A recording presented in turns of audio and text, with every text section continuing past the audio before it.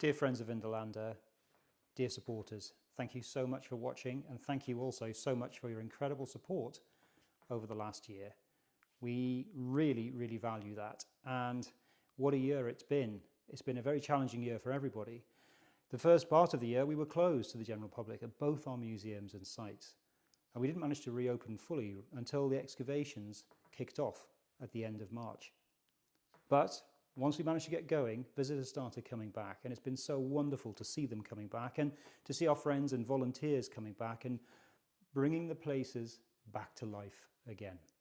I hope if you have managed to travel up to Vindolanda or the Roman Army Museum, you've had a fantastic time and a really good visit.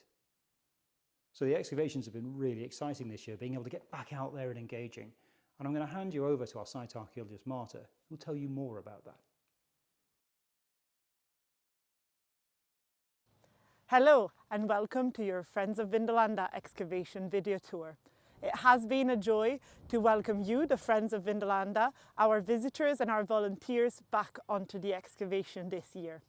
We've had to work really hard to catch up with a difficult 2020, but I am so proud of what we've achieved and so excited to show you all of the beautiful buildings that we've uncovered during the course of this summer. So here we are inside a 3rd century building constructed in about 213 AD. Above this 3rd century building we had a church, which, if you remember, was excavated in 2019 originally and produced the really beautiful chalice.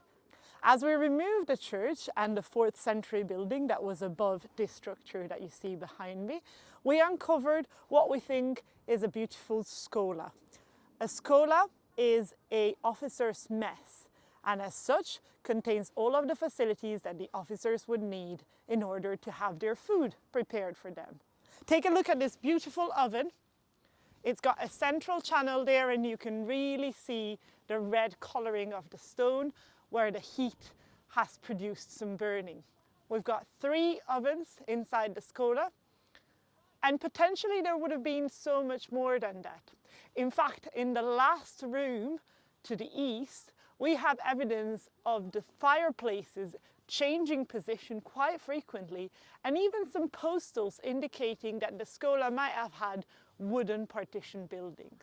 As we continued our excavation, we found that there was another 3rd century building immediately south of the scola. It is interesting to note that the scola has got a very unusual plan. It is a long and narrow east-west oriented building, and exactly the same frame is repeated to its immediate south. However, in the building to the south of the scola, we have found no trace of ovens as of yet. In the building behind me, we found something very, very cool. A very small but perfectly formed portable altar carved out of sandstone. A naked figure stood on the altar embracing a horse. We are not quite sure who this figure is because, very unhelpfully, the Romans haven't left an inscription. However, we do have different theories. He could be Mars, the god of war. He could be Mercury, the god of travel. Or a suggestion has been made that he could be one of 2 Dioscures. The Dioscures are Castor and Pollux. They are much loved by cavalry.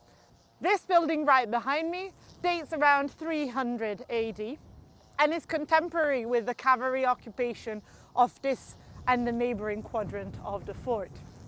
So it seems logical that a god so firmly connected with the cavalry would make an appearance in this area. I'm now walking on what would have been one of the main arteries of transport in the fort at Vindolanda during the 3rd and especially the 4th century. What we have uncovered in this area is the remains of a north-south oriented rectangular barrack that you can see right here. This is a cross wall that indicates the end of the barrack, and the barrack is divided into 4 small rectangular rooms. after 409 AD, which is the traditionally accepted date for the end of Roman Britain, it looks like this building would have still been in good shape. This means that the sub-Roman and post-Roman occupants of Vindolanda, our very own brand of Vindolanda Christians, built many structures within the boundaries of this building.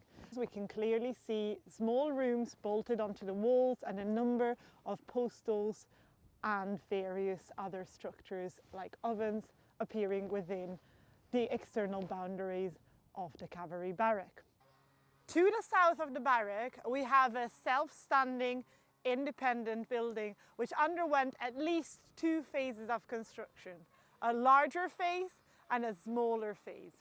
In between the two, we witnessed a ceiling collapse and a roof collapse, which meant that in one of the 2 rooms, delimited by the walls, we had an amazing coverage of roof tiles and roof shingles that were very carefully excavated by our volunteer team.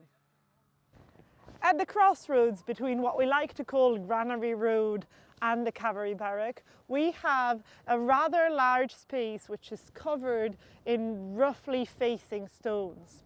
This large cobbled yard is crossed by a lovely drain and not much else. While this is not great from the point of view of our understanding of the 4th century occupation of the site, it is marvelous to see such an open space that we can investigate and we can deepen our understanding of the deeper anaerobic layers of the site. We've begun to lift this 4th century and 5th century courtyard, and immediately below it we are starting to get, very interestingly, skipping the 213 layer, the first remains of roundhouses. So here we have the first remains of a stone roundhouse which is being cut out by the remains of what looks like a timber roundhouse. We had never seen timber roundhouses in the Severn layer before. We'd seen them in other earlier layers. However, this is really interesting because the timber structure seems to cut out the stone structure. What was the timber structure for? We will know more about this next year when we complete its excavation by continuing the removal of the 4th century yard. Immediately below the roundhouses we have the Antonine layer. The Antonine layer of the excavation dates between 160 and 200 AD. We've uncovered only a tiny little bit of this layer. We've got a lovely cobbled surface, which you can see behind my shoulders, and traces of a rather large building starting to appear. The building is right behind my shoulders and extends below the foundations of the 4th century cavalry barrack. The building in itself, the Antonine building, is composed of several little rooms. It could either be a traditional barrack or another thing that often has more than one room and is traditionally partitioned in small spaces is a hospital. So what have we uncovered this year? We've had a fantastic journey in this quadrant, ranging from numerous postals and sub-Roman and post-Roman structures to whole churches, a lot of beautiful Christian artifacts, and then we've lowered those areas and explore the 4th century buildings like the cavalry barrack and Granary Way and this beautiful square little building in which we found the cavalry portable altar. And then below that, what have we uncovered? We've uncovered a scola and a building that is exactly the same in outer structure but does not have any ovens in. And then below that, we've gone again under those layers and uncovered the beginning of the remains of the roundhouses, 1 timber and 1 stone. And finally, we've ventured into the Antonine period between 160 and 200 AD and uncovered a rather stunning building which promises a lot of more and more beautiful finds. We've also opened a little sondage in the anaerobic, and that's given us a glimpse, a taster, if you will, of what's to come. We've had some amazing find this season, and I'm going to leave you to the curator of the Vindolanda Trust, Barbara Birley, who's going to show you some of our finest from the 2021 excavation season. We've had some remarkable finds from the excavations this year, and I have a selection here on the table to show you. Probably my first favourites that have come out this year would be some really late objects, and these are bits of pottery. They're called Crambeck painted parchment ware, and the interesting thing about these for me is that they have some of those Christian symbols that we've been starting to see from our late excavations. And these areas here, and on this one here, you can see that they look like palm leaves, which of course is a very popular Christian symbol.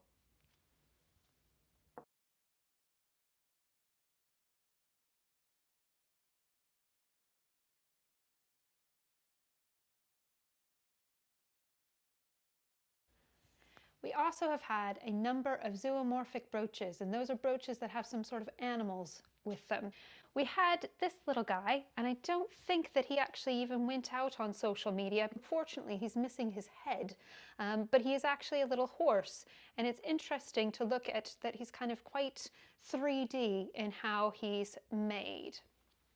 We also had this lovely little cockerel, and that did go out on social media, but the interesting thing for me is you can just barely see that the enamel in yellow and on this side in turquoise are coming through.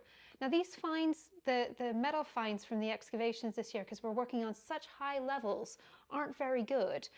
So we don't get those kind of bright shiny things usually that we would get in the lower levels on the excavations, but we do have a bit of bling here for you, and that's this one. And this is the kind of head and sort of the body of a snake, a serpent. And serpents were really used to kind of help with healing, rebirth, regeneration. And this one, I believe, even though it's broken, was probably from a bangle or a bracelet. We've also had some other lovely objects in metals. So this one is a copper alloy top to a hexagonal vessel.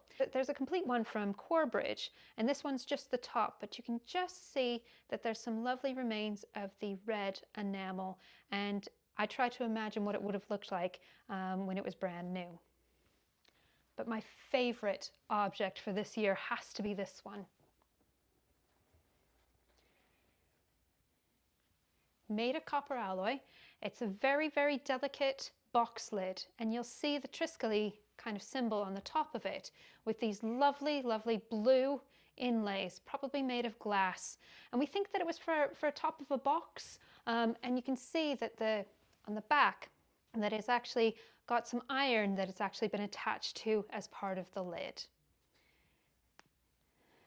I'm hoping that some of these objects will be able to join other displays within the Vindolanda collection in our museum in the years to come.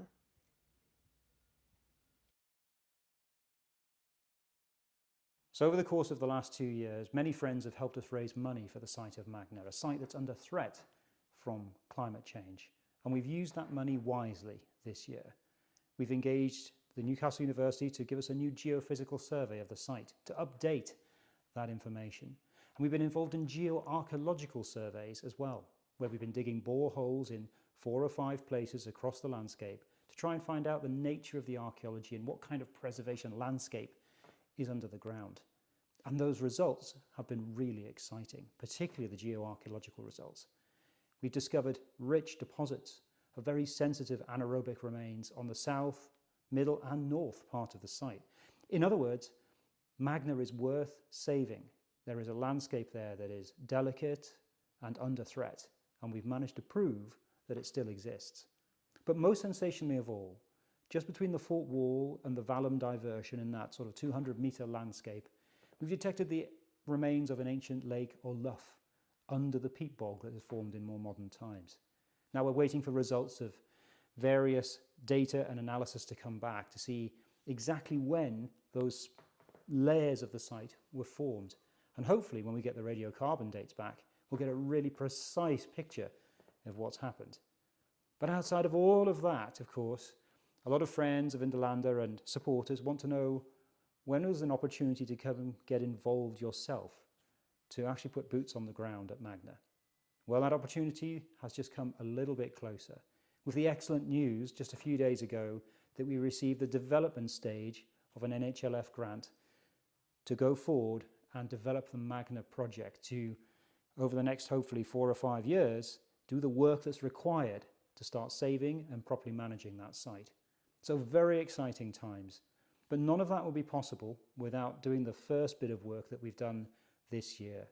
And we just hope to build on that success going forward into 2022.